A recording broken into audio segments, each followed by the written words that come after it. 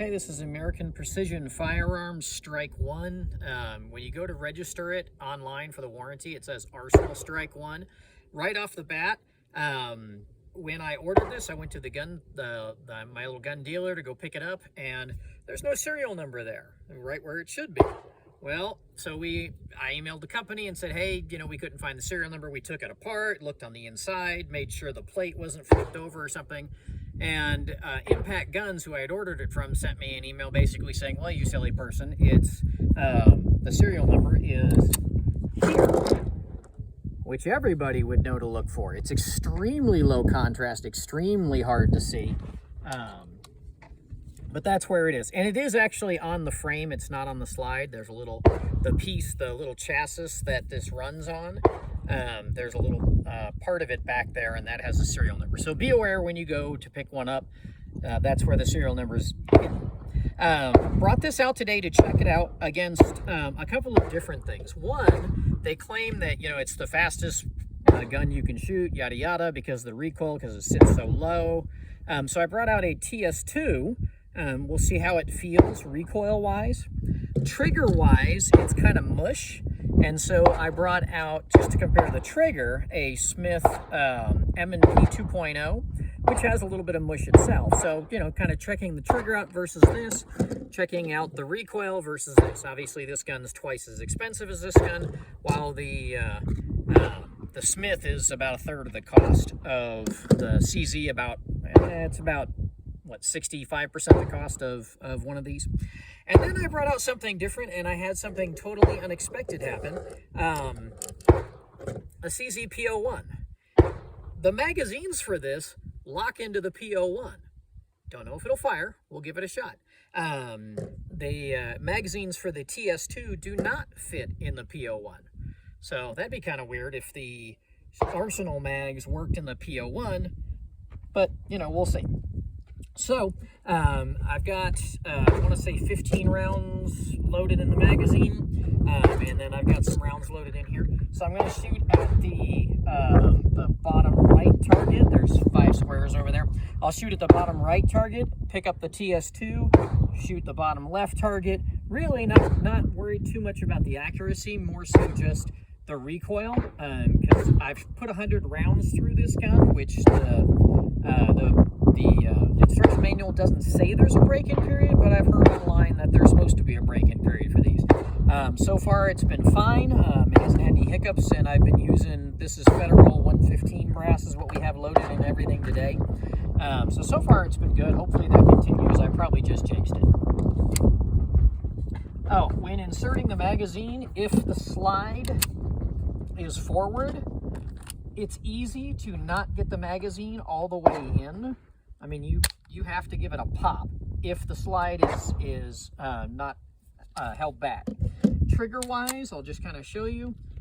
Your trigger starts out, there's a fair amount of mush, and it mushes, and it mushes, and it clicked right there.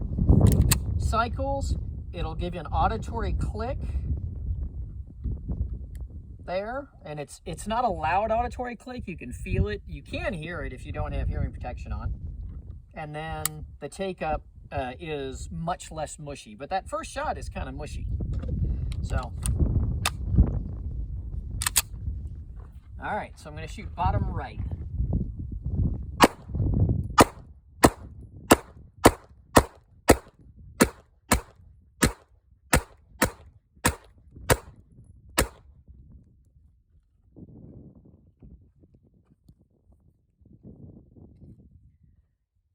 Okay, accuracy-wise, blame that on me.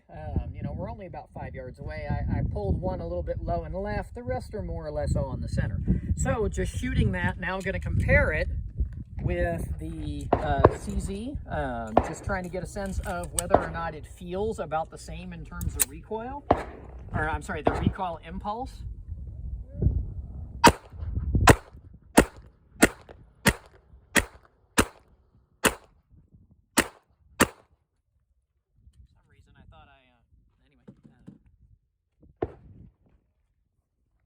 For some reason, I thought I hadn't loaded that many in the magazine, so I wound up just shooting one a little bit higher. Obviously, the trigger, there's no comparison. The recoil some similarity there. And this is a much lighter gun than the CZ. It is a large gun. It's about as large as the full-size Smith. So it is a large pistol. But, you know, the recoil impulse is not dissimilar from the TS2. So I'm going to shoot top right. And I'm going to see if I can't be a little more accurate. No, not with that first.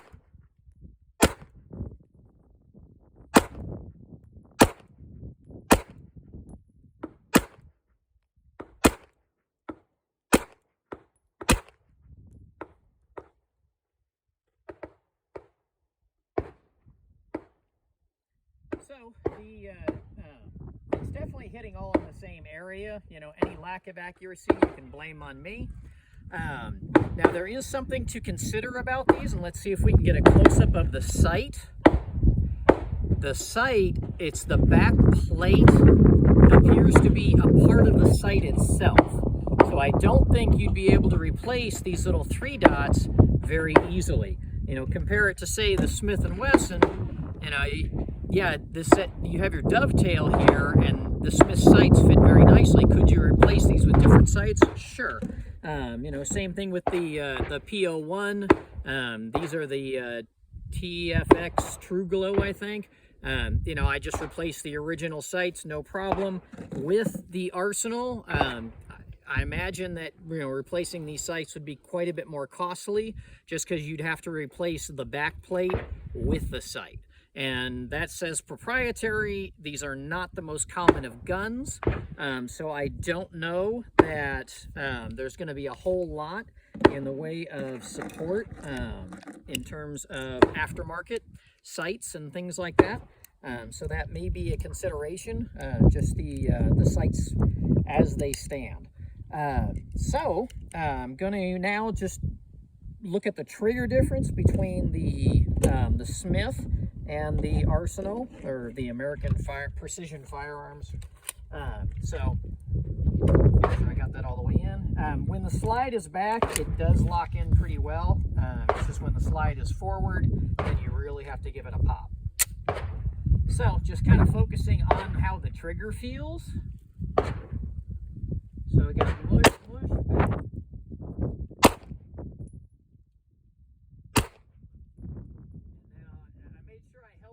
Back there, so I'm just going to very slowly let it go.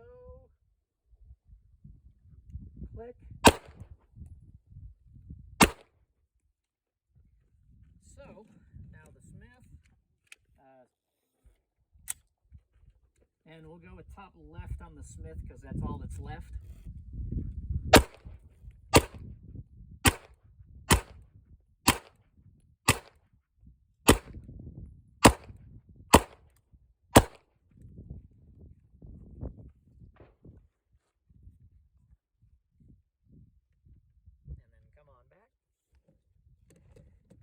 Trigger-wise, these are not terribly dissimilar. The recoil impulse is different because this one is more of your Browning action, you know, where you have your tilting barrel, whereas this one doesn't. This is I think it's the Bayard system, so it has a very different type of action. So the barrel is not attempting to rise up, so you don't tend to have that upper movement when you're firing. It tends to be more like the Beretta PX4 Storm, the rotating barrel. So the recoil on that is a little bit possibly analogous. And sorry, the wind keeps kicking up. It's New Mexico. So it's sort of an odd combination where you've got a recoil impulse not dissimilar to a much heavier pistol. In this case, the TS2, but you have the trigger kind of mushiness kind of a thing of something along the lines of a much cheaper gun, in this case the Smith. So it's definitely different. I don't know if there's anything you can do in terms of like apex triggers or something like that to take up the mush and make these a better trigger. I know this is the lowest of the priced of the pistols. They have them, I think they call it the speed or something like that. They have several different that go up in price, and I'm assuming the triggers get better as you go. So just something to consider. And then just sort of an oddity. So this is the Arsenal magazine with a PO1. It locks in. It looks good. We'll see if it feeds.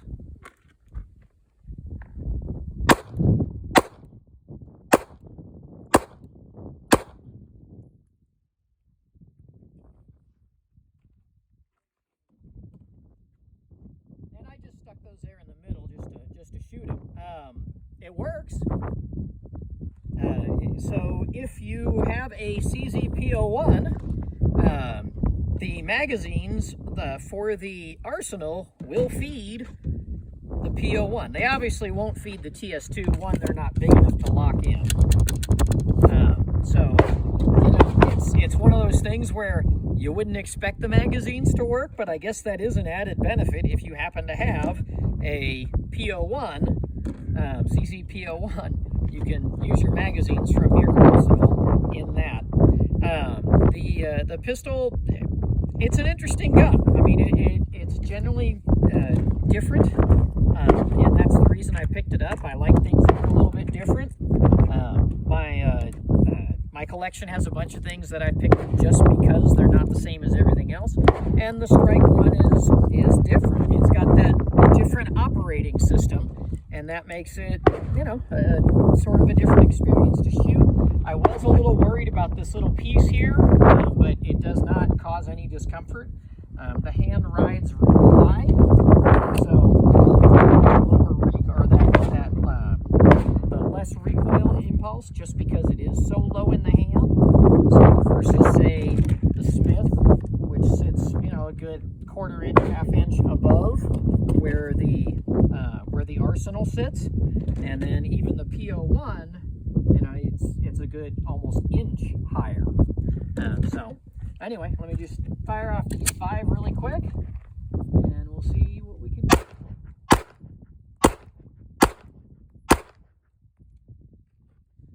So anyway, if you're looking for something different, something that has a recoil impulse, not dissimilar to a TS2, but obviously, you know, a trigger along the lines of a cheaper striker fired gun, you know, this may be something to consider. I ordered mine through Impact Guns. They don't send me money or anything, and neither does American Precision Firearms. So this is just my take on it, and so far it's been pretty positive. I'm going to use this at Women on Target here in a few weeks, and hopefully the ladies will kind of like it as well, especially ladies who may not be as comfortable with recoil on something like a PO1. You know, this is a little more practical than trying to carry around a much heavier gun like the TS2, even though it is still a full-sized gun. So this is the American Precision Firearms Strike One, otherwise known as the Arsenal Strike.